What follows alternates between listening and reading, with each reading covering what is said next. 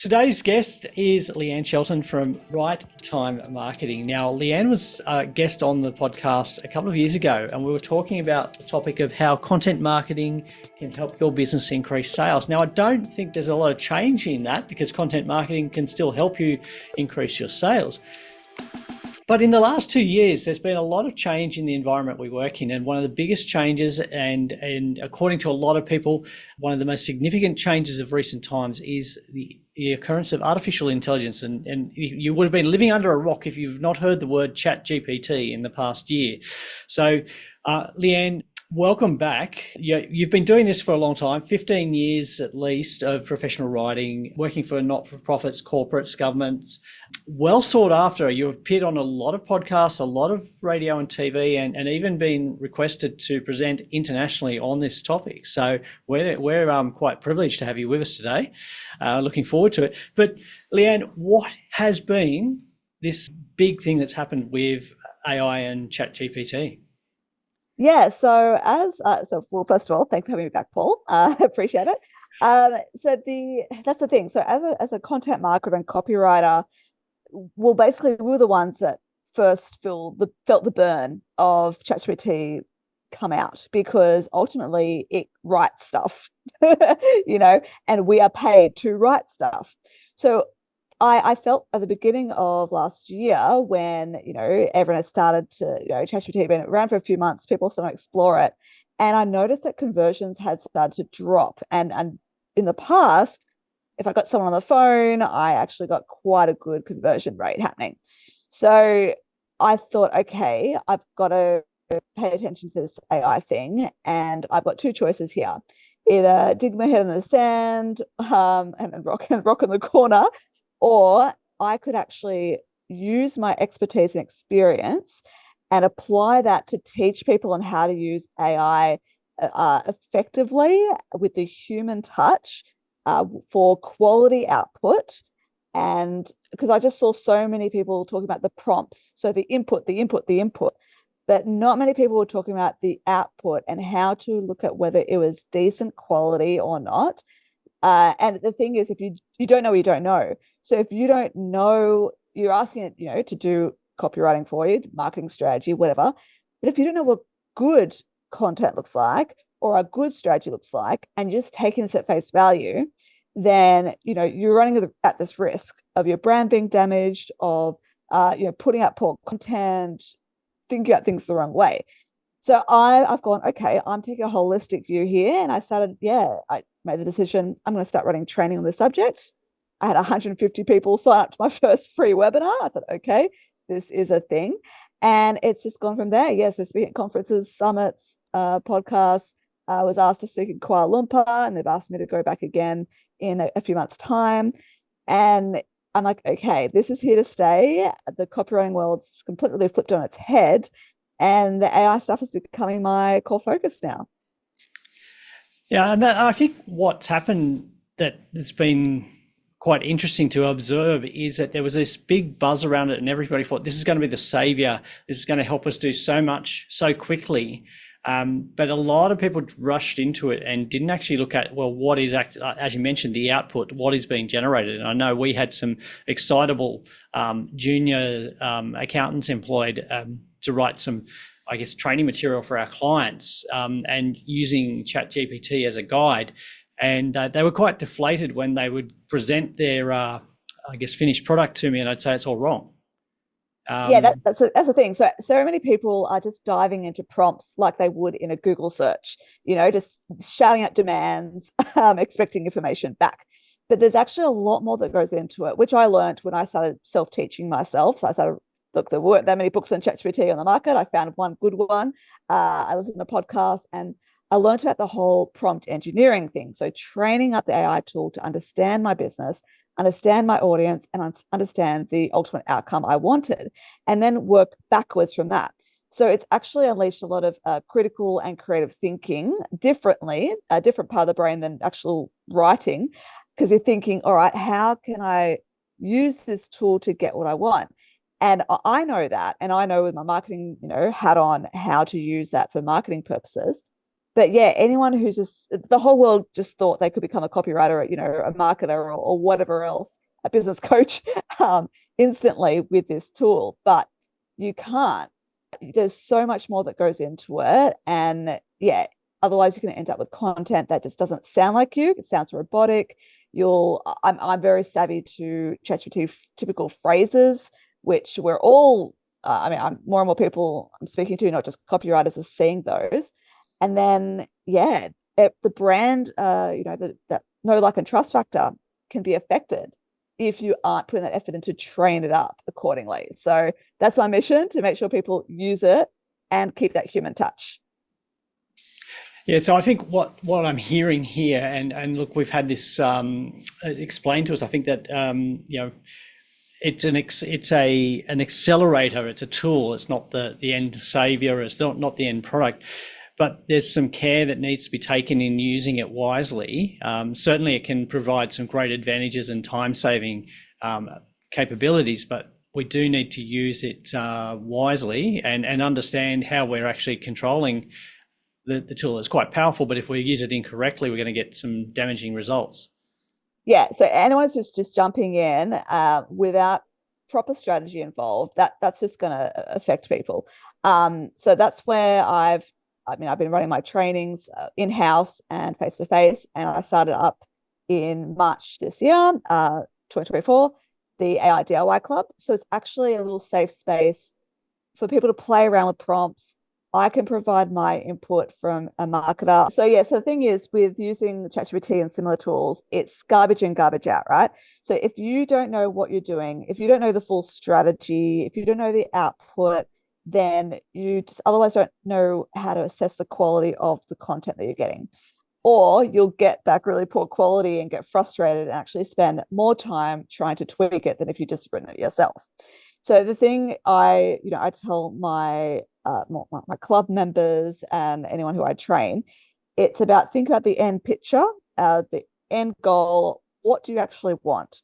And train up the tool. Speak to it like a virtual assistant, not just like, don't just shoot demands at it. Treat it like a person, because it has been trained like that.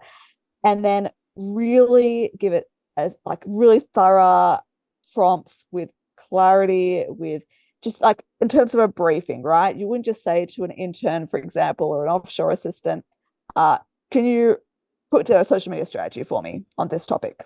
Because there's just so much room for error there. You would say, okay, do a social media strategy for, June to December, and it includes posts for Instagram and LinkedIn, and we want posting times of this and this. I want every month these themes. Be as thorough as possible, and that's then when you're more likely to get your desired outcome.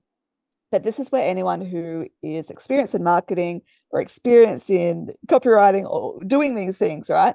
We know what goes into it. We know what the end picture is. So then we can work backwards from that. So that's why I get a little bit upset when I hear about marketing agencies, sacking their whole copywriting team, or many other copywriters out there not getting work because people are using AI. If the people using AI don't understand the strategies involved, like for marketing purposes, or don't understand what strategies are going to go into, like good structure or a good story in content, then they're shooting themselves in the foot. But unfortunately, we have to wait until they realize that. Mm. Look, I think that goes back to our original conversation 2 years ago, where we were talking about how you can use content marketing to help your business increase sales. But on the other side, bad content is going to damage your sales, because if you're putting up bad content, it shows you're not really caring. So, why would I, as a consumer, come and purchase from you if that's the approach that you've got to it? If you've got a bad approach, yeah. I've actually heard the thing, if you didn't put the effort into writing it, why should I put the effort into reading it? And this is one of my little pet hates of people using AI to write social media posts or their emails, or actually comment to social media posts as well. I've got a couple of repeat offenders that follow me, and it's a little bit frustrating. We can all see it, and it's just that I'm all about authenticity, and I've actually just starting to launch a new brand called Human Edge AI Training for my AI trained to come under. So I wanted the word human in there, Because I think that's where a lot of people are fearful of AI. It's about losing that human touch. And so I say, well, you don't have to, but ultimately the habits that you develop now in the initial stages, that's what's going to kind of depict what the future is going to look like, right? So even I keep going through this whole little tailspin as a copywriter. Ethically, is it okay for me to use AI to get first drafts done? Yes, it is. Even though I kind of think, oh, but I'm not, I'm being paid to do this, and should I actually be doing it all from scratch? And the thing to remember is it's just a tool, and I have to remind myself this too. It's just a tool, just like accountants use calculators, use Xero, use QuickBooks, use accounting software, right? Or graphic designers use Photoshop or Canva. AI like ChatGPT should be seen as a tool only to help us to complement our skills and our brain, our human brain, not replace us. And I also get one of my another pet peeve is all that fear mongering I see on socials of, oh, all these jobs are going to be replaced, and by just doing this, and then you see a series of prompts that mean nothing to the average person, and it's like, well, no, we're still going to need people, just like Canva's been around for a while. I still go to a graphic designer for design. Accounting software's been around for a while. You probably still go to a bookkeeper or accountant who knows what they're doing. And I think that's what's going to happen more and more as people play around with these tools, realize the quality is not there, then they come back to the experts and say, okay, it might be a different, like our roles are very likely to be different in terms of writers, marketers, and whatever role you are in your business, that's probably going to look very different in a couple of years' time. But it's a matter of embracing it and rolling with it. And yeah, so I think for me, I might be asked more about prompts or being asked to coach them through what goes into a good prompt, or helping them create the skeletons for them to then develop and tell them how to do that with AI.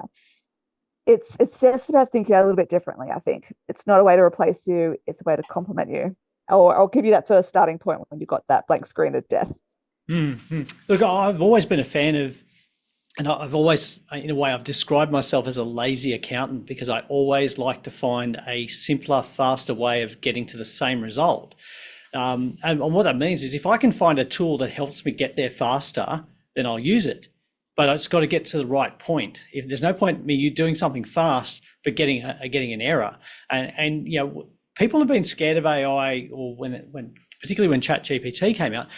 But the reality of it is, if anybody's been using Xero, they've been using AI in their accounting, because it's been auto-suggesting based on your previous transactions or how you've posted previous transactions, where you're going to post it. It's been learning how you code your accounting entries and suggesting to save you time. So we've been using AI in tools like that for a long time, but we just haven't called it AI. We've called it, I don't know, we put another label on it to make it sound more imaginative and resourceful, but we have been using it. It's just progressed, but it's progressed at such a rapid rate in the last 2 years that we're at this stage where we seem to be hurtling along. And I think you and I were both attended a seminar or workshop recently, and I think Dale Beaumont made the suggestion that we've either got to be one of the people that makes it happen, or we're going to watch it happen, or we're going to sit back and wonder what happened. And I think there's a couple of different schools there, and where you stand. And I think what you're doing here in terms of adapting your business and looking at how I can use this, you're at that leading edge, making things happen, but you're also controlling the direction it's taking you. Yeah, 100%. And I want to be a leader in this space in terms of how to use it correctly, with that human touch. So I'm not writing my socials with AI. Like, they all generally come from me, the passion, everything like that. I actually had this job yesterday where I'm, writing award submissions at the moment. And I did the transcript, like I did the briefing interview with a client, got a transcript. And then I was like, is it okay for me just to upload this transcript to AI and tell them, tell it the questions I needed to answer using the transcript. And then, it actually, at first glance, it was actually really, really good. And I'm like, oh my gosh, did I just do this thing in 5 minutes? No. And for actually initially I thought, okay, it'll probably take me an hour. I'll still go through with a fine tooth comb. I will check it. I'll refer back to the transcript again to make sure I didn't miss anything and my notes. And you know what? It actually still took me 4 hours to complete it because I'm thorough and I know, even though I took an initial shortcut, like you just mentioned, I still know when it's not right. And I'm like, hang on, I remember this core thing she said in the interview, in that briefing, that's a real key factor. And I reckon she could win an award based on that. And it was completely missed. So the essence was all there. It gave me an amazing starting point. But it's still missed stuff. And that's why I want people to remember there's still going to be gaps, especially if there's gaps in your knowledge. Because if you haven't prompted it because you didn't know, then it's not going to give you what you actually want, your ideal outcome, because it doesn't know that you want it, because you don't know that you want it. And it's, look, I mean, that Beaumont thing, he put it as another thing that really stuck with me was we're only at like the 10th percent of where this is going to go. And ultimately, where we are in AI right now, it's just a tiny, tiny, tiny tip of the iceberg. It's going to end up being like electricity. Would you think, oh, it's getting dark, I'm going to light 10 candles for this room? No, you flick a switch, right? So I think I'll start, and everyone else will start, like, will stop overthinking. Can I use AI for this? Can I use AI for that? Because it'll just become natural. But we still need to put that human lens on it. And I think that's where a lot of people are failing just because they don't know. And that's where I'm hoping to teach people. You need to still put yourself into it, add layers to it, add stories to it, add extra research to it, add interviews to it. You can have that great starting point, but don't ever accept that first draft. Yeah, I think there's so many things we can learn from here. And you mentioned like there's gaps in the knowledge that's there, but there's also gaps in that way of thinking. It doesn't have that human thinking because like you mentioned, there's that quote, and unless you write the prompt to say include reference to this quote is pivotal, yes, it's not going to know. And look, if you use the wrong word like I just did, you're probably going to get a different response as well. So yeah. Yeah, that's it. So you've got to really be thorough and don't be afraid to have long, massive prompts, or even your, like, the way you train it up can take multiple steps, right? So this is how for example, I would do a prompt. It's not just a one-liner, which I think a lot of people are guilty of. I would say, okay, and I treat like a friend, right? Hi, Chatty, or good morning. Today, I'd like your help with this project. For your background, here's and I have the paid version of ChatGPT, for example, so I've got access to real-time data. It obviously varies with different tools on the paid and free versions, but I'll say, here's a website link to that client. I'll also attach a transcript. I'm also attaching this. Please do not take any further action at this stage. Just review it and let me know that you understand. Right? Great. Then I'll say, okay, what we're doing today is writing website content, or we are, say what the purpose is. And then I'll say that here are the keywords we want, or here's the key information you need to include. Here's how many words maximum we want to put in there. This is the brand voice we want. It's classy, sophisticated, or it's conversational and down to earth, all these things. And I say, okay, do you understand? And then I might go again, okay, here's a template for you to work. Do you need any? And I even ask things like, do you need any more information from me to do this job properly? And sometimes I might come back and say, yes, actually, can you give me reviews? Can you give me some statistics on this? And I'm like, great. So it's more of a collaboration then, not just me just shouting demands. And then I said, let's write the content. And then I will look at it and go, I like that, but can you make it a bit like that? So all this stuff, it takes time. And a lot of people, you just said earlier, are jumping onto it to save time. It's all about efficiency, and we're jumping on for efficiency's sake. And I think a lot of the time quality goes out the window for the sake of that productivity. Look, it took me 4 hours to improve that award, but without AI, it could have easily taken me 8 hours, right? So your time spent on projects will be lessened, but don't expect it to be done in 5 minutes. Not if you want it done properly. And I think that's something important to remember. Yeah, absolutely. Look, the process you just described, if we go back and look at some of the other, or listen to some of the other conversations we've had about getting the most out of your employees, that process that you've described and how to, I guess, provide the brief to AI for a job is no real difference to how we should be providing the brief to our real live human employees. But often we don't. We just say, right, go and write some web content. You know what to do. And in a way that, when the employee comes back and gives us some garbage content, we go, well, you can go and do better. But again, the onus comes back to us. We're in control of the process. And if we're giving bad instructions, we're going to get bad outputs.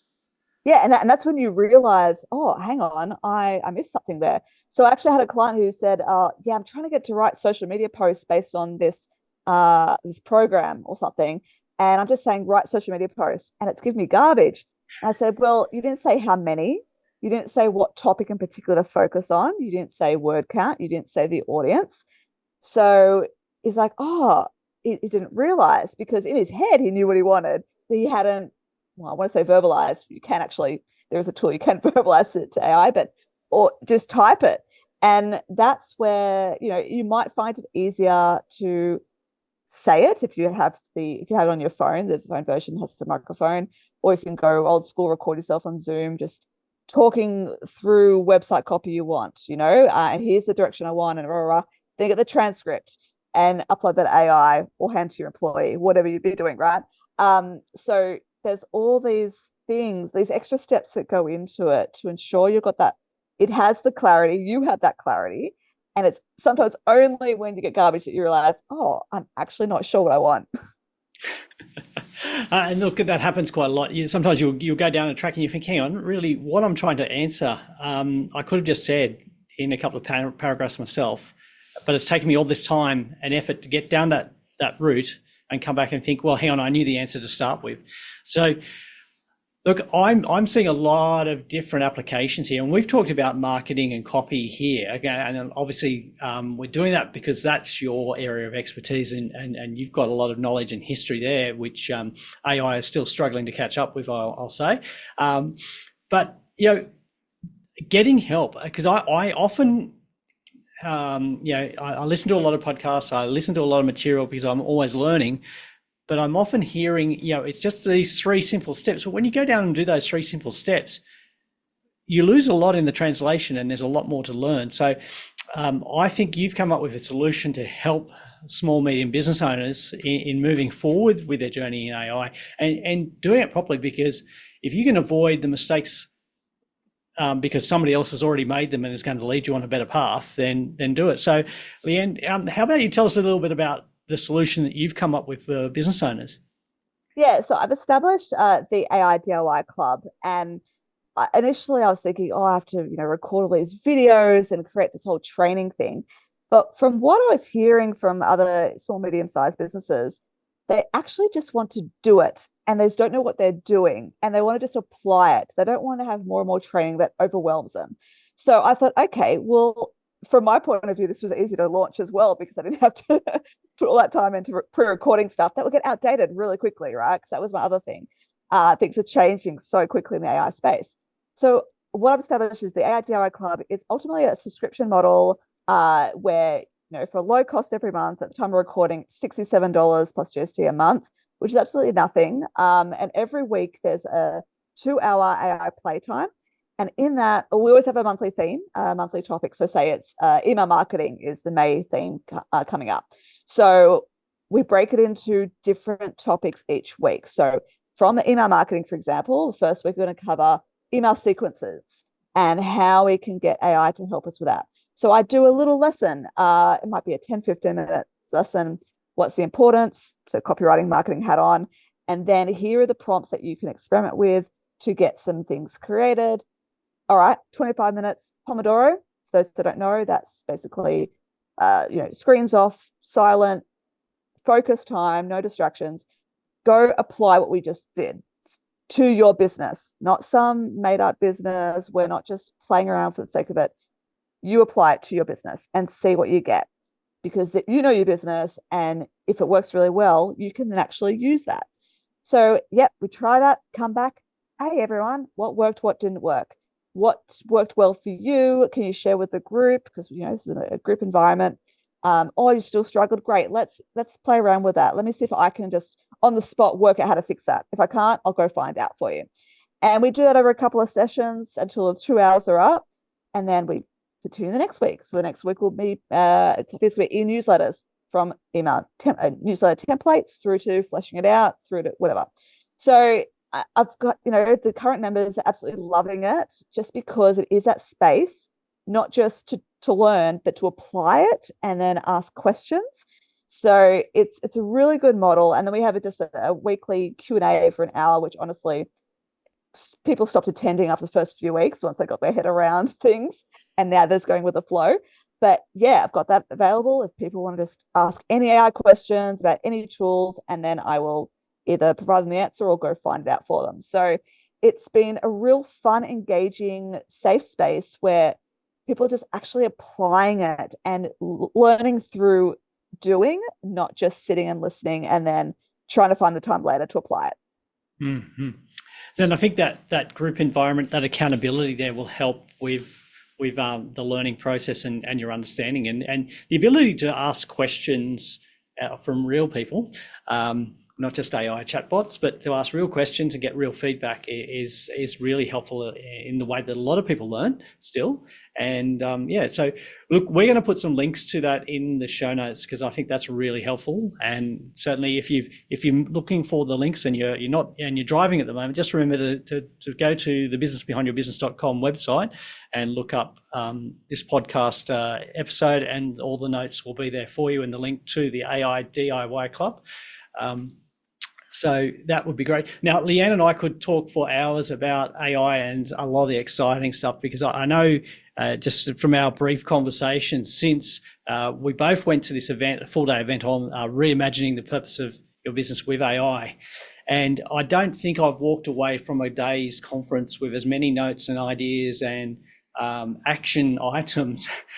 So we could turn this into a very lengthy podcast if we went through all of that. But I'm thinking it'd be great, Leanne, to just get you back and just go, here's five tools that are exciting, and here's how you could use them. Because I'd love to hear what you've got to say about them. There were some exciting things that we've been trying and testing ourselves as a result of that, but there's a lot of applications for business. So how do you feel about that? Yeah, happy to. And the things as well, there are so many tools out there, and it's very easy to get overwhelmed and bogged down by them all. So I'm only experimenting with a couple at a time myself, just so I'm not getting overwhelmed, because a lot of them do the same things. So, or the quality is not quite there yet. Yeah. Happy to come back. We do even a mini series if you think your listeners are interested. Like I said, it's constantly evolving, and just when to subscribe to a tool and when not to, and what's the best thing out there. You just got to think backwards, I guess, and what you actually need in your business, and then go forward. Fantastic. So, Leanne, if we sum this up, what would be the one key thing you want people to remember when they're confronting AI in their business? What would be the one critical thing they need to know?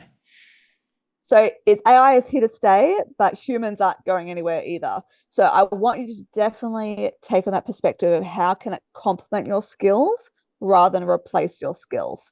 So as it all comes down to, like, basically the future is what we do now. If we all misuse it and just go, get lazy, and just allow it to just think for us for every aspect of our lives, then we're going to turn into mush. But if we use it as a tool for critical thinking, creative thinking, and help us in different ways we never thought imaginable, then yes, let's do that. Let's follow that path. That's great. I think we're both on board at the same program of making it happen and getting on board the train and making sure we're full speed ahead and reach the destination that we choose. So, Leanne, thank you for your time. It's been great to catch up with you, and great to hear that you've actually adapted your business when really you've been faced with something quite confronting about and damaging and possibly, I guess, I'm hesitant to say soul destroying, but that's one way you could have dealt with the situation. But it's encouraging to see how you move forward. And look, I encourage every business owner, when you face these situations, these new technologies, or even these fearful situations, look for the opportunities that are there. There are plenty of opportunities abounding in every situation. Completely agree. Yeah. See the positives. Don't get sucked into that fear mongering of being replaced. Fantastic. Well, we know that Leanne's not going to be replaced, and she's there to help you grow your business and get used to using AI in a beneficial way. So thank you again, Leanne, and we look forward to catching up with you again in the future. Great. Thank you, Paul. Thanks, everyone.